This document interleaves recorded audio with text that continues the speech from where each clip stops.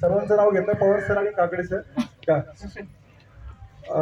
माझी सुरुवात मी 8वी ते 10वी कुरकोंडी शाळेत होतो. योगायोगानं म्हणा किंवा काय म्हणा, मी 10वी नापास झालो. मी या मुलांमधलं बाजूला झालो, पण असं काही नाही, बाजूला झालो. काही गोष्टी आपल्या प्रत्येकाच्या जीवनामध्ये वाईट होत असतात, म्हणजे चुकीच्या होत असतात, पण ती चांगल्या पण होतात. त्या निमित्ताने मग मी कुस्ती क्षेत्राकडे वळलो गेलो. 10 वर्ष कुस्तीमध्ये खूप चांगलं काम केलं, जेणेकरून आपल्या पुणे जिल्ह्यामध्ये महाराष्ट्र केसरी नेतृत्व असेल, जे काय असेल, आर्थिक परिस्थितीमुळे पुढे नाही जाता आलं मला, पण एक खूप चांगलं म्हणजे परिसरामध्ये एक चांगलं पैलवान म्हणून एक नाव हे केलं. पण त्यानंतर पुढं काय, कुस्ती तुम्हाला उपजीविकेचं साधन नाही. एक ठराविक वय असताना तुम्ही ते करू शकता, नंतर काय करू शकत नाही. मग त्यानंतर मी एक छोटा दुधाचा व्यवसाय 20 लिटरपासून चालू केलेला व्यवसाय, 10,000 रुपये भांडवलावरती आज माझा व्यवसाय 4 कोटी गुंतवणुकीचा व्यवसाय झालेला आहे. काय 10,000 लिटर पर डेचा म्हणजे प्रोसेस करणारा व्यवसाय आपण चालू केलेला आहे. सुरुवातीला आपण दही 6 महिने दही विकलं आपण फक्त बनवून.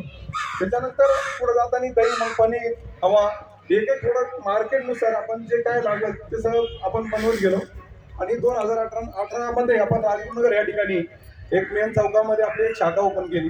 आणि खूप चांगल्या असंख्य लोकांच्या प्रतिसादामुळं आपण तिथं खूप चांगले प्रोडक्ट आणू शकतो. पेढे आणले, गेल्या वर्षी आम्ही स्वीट आणलं, साजूक तुपातलं स्वीट आणलं. यावर्षी आपण आता कुल्फी लॉन्च केली, एक 8 दिवस झालं.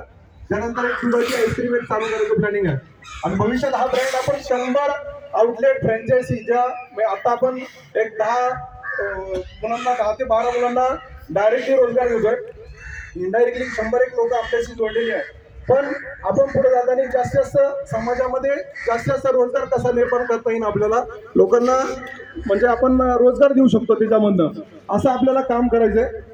आणि आपण सामाजिक मग आपण व्यवसाय पाहत असताना, सामाजिक काम करत असताना, मी आता गेल्या वर्षी rotary club Khed, Rajgurunagar rotary club हा जॉईन केलेला आहे. म्हणजे त्या माध्यमातून आपल्याला सामाजिक एक काम करता येईल आपल्याला, असं आपण बघतोय.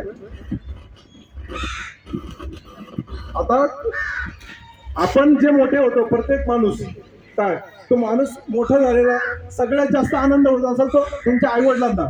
आणि दुसरा म्हणजे त्यांचे जे गुरु असतात ना त्यांना, कारण त्यांना जो आज तुम्ही एवढ्या लांबून कशासाठी आले, आपला शिष्य किती मोठा झालाय हे पाहण्यासाठी आले. कारण सगळ्यात मोठा आनंद आहे ना त्या गुरुला होत असतो. आई वडिलांनंतर दुसरा आनंद जर होत असेल समाजामध्ये, तर सगळ्यात जास्त गुरुंना होतो. का आता ते म्हणतात की बाबा आम्ही जी घडवलेली मुलं आज चांगल्या चांगल्या क्षेत्रामध्ये काम करतात.